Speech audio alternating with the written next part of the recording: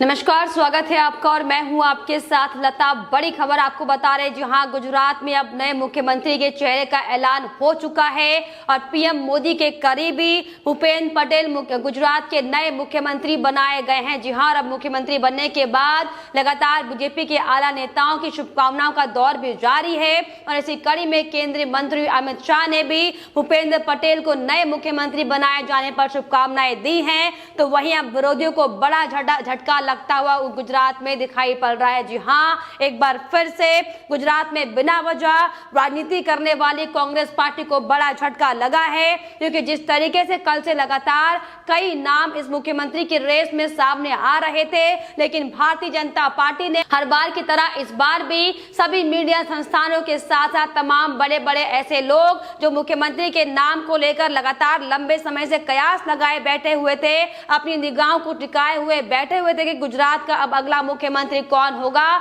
तो उन सबको चौंका सरप्राइज देते हुए भारतीय जनता पार्टी ने 61 साल के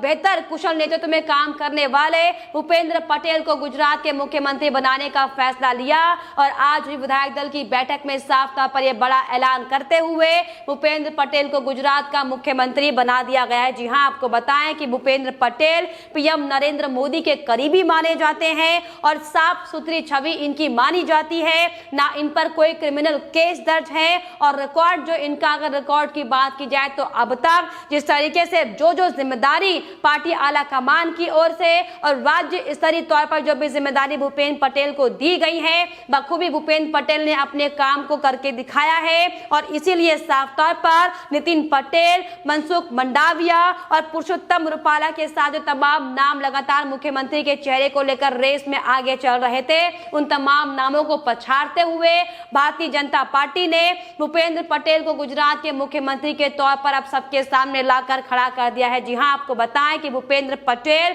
घटलोडिया विधानसभा से दरअसल विधायक है और पिछले चुनाव के दौरान 2017 में 1,17,000 वोटों के अंतर से भूपेंद्र पटेल ने अपने प्रतिद्वंदी को हराने का काम किया था, जिसके बाद से ही लगातार भूपेंद्र पटेल की वाहवाही एकदम जोरों पर थी कि किस तरीके से प्रदेश की जनता ने भी भूपेंद्र पटेल को सराहने का काम किया है। दरअसल ये सिर्फ और सिर्फ भूपेंद्र पटेल के कामों का ही परिणाम है कि अब जिस तरीके से लगातार लंबे समय से गुजरात में कांग्रेस पार्टी की ओर से सिर्फ और सिर्फ मुख्यमंत्री के नाम को लेकर और कैसे भारतीय जनता पार्टी को लगातार धूमिल करने को लेकर हार्दिक पटेल लगातार एक के बाद एक नए पैंतरे हालांकि इस्तेमाल करते हुए अब तक दिखाई पड़ रहे थे। और कल जब विजय रूपाणी ने अपने पद से इस्तीफा दिया था, तो उस दौरान भी हार्दिक पटेल लगातार राजनीति करते हुए दिखाई पड़े थे और लगातार ये तमाम तरह की बयानबाजी करते हुए हार्दिक पटेल ही कहते हुए दिखाई पड़ रहे थे कि भारतीय जनता पार्टी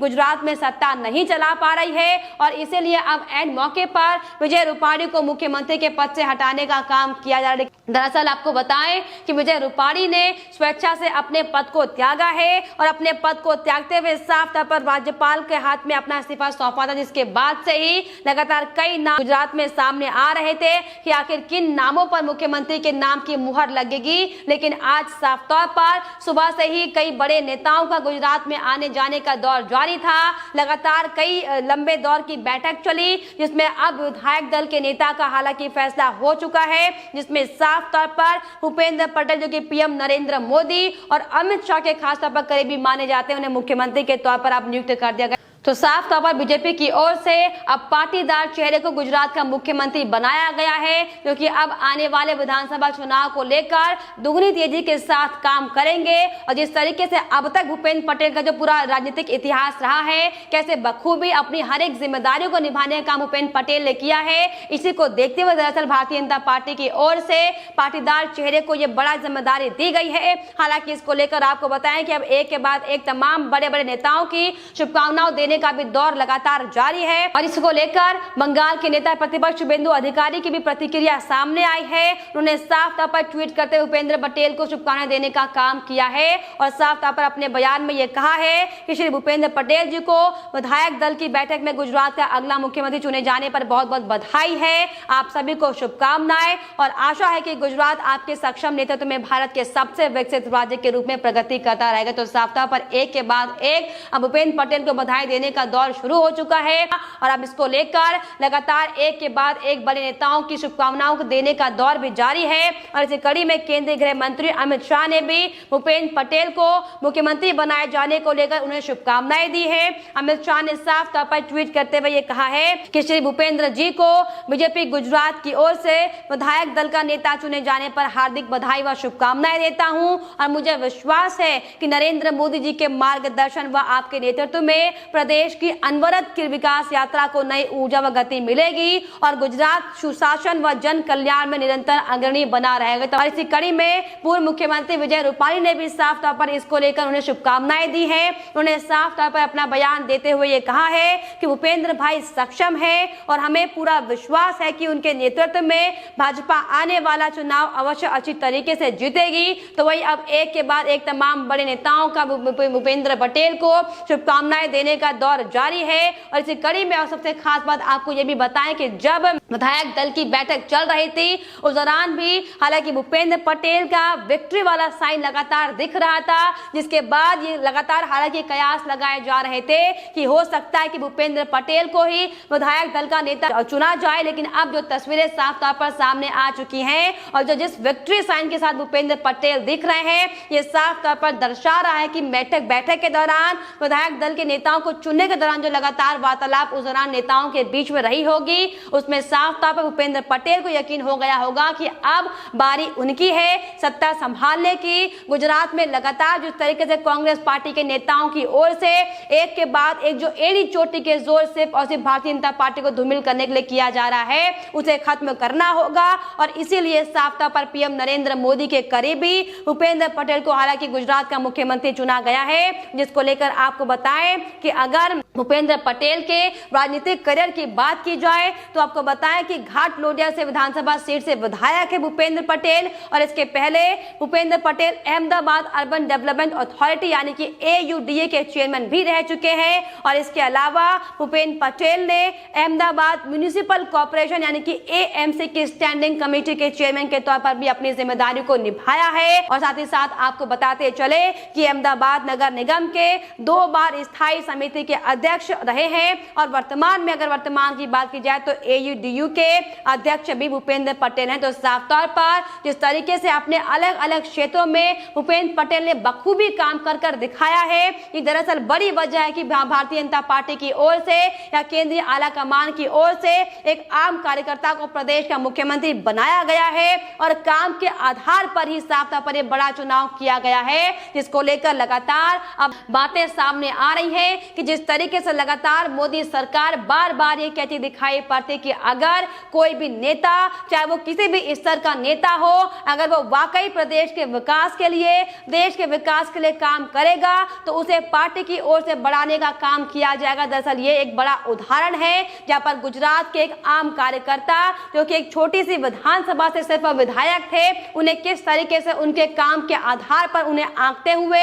उनकी बढ़िया परफॉर्मेंस को देखते हुए साफ तौर पर अब गुजरात की जिम्मेदारी गुजरात की बागडोर देने का फैसला किया गया है, जिसके बाद से ही लगातार कांग्रेस पार्टी के हार्दिक पटेल के भी होश उड़े हुए हैं। जी हां, जिस तरीके से अभी हाल ही में भी साफ तौर पर भारतीय जनता पार्टी ने नगर निगम के चुनाव में बड़ी जीत हासिल की थी और अब जिस तरीके से विधानसभा चुनाव सिर पर है, ऐसे में साफ तौर पर यह उम्मीद लगाई जा रही है कि भूपेंद्र पटेल पर यह बड़ी जिम्मेदारी केंद्रीय नेतृत्व की ओर से सौंपी गई है। उनके कामकाज को देखते हुए, उनके पूरे राजनीतिक बैकग्राउंड को देखते हुए और उनकी जिस तरीके से बखूबी काम करने का जो उनका रुतबा है उसको देखते हुए तो साफ तौर पर यह बड़ी जिम्मेदारी उन्हें दी गई है, जिसके बाद से लगातार कांग्रेस जो है लगातार गुजरात में बौखलाई हुई है। हालांकि इसके पहले हमने लगातार आपको रिपोर्ट भी दिखाई थी कि कैसे हार्दिक पटेल लगातार एक के बाद एक तमाम पैंतरे इस्तेमाल कर रहे थे, किस तरीके से आरक्षण के मुद्दे को इस्तेमाल करते हुए सिर्फ और सिर्फ फर्जी आंदोलन करने का काम हार्दिक पटेल की ओर से किया गया था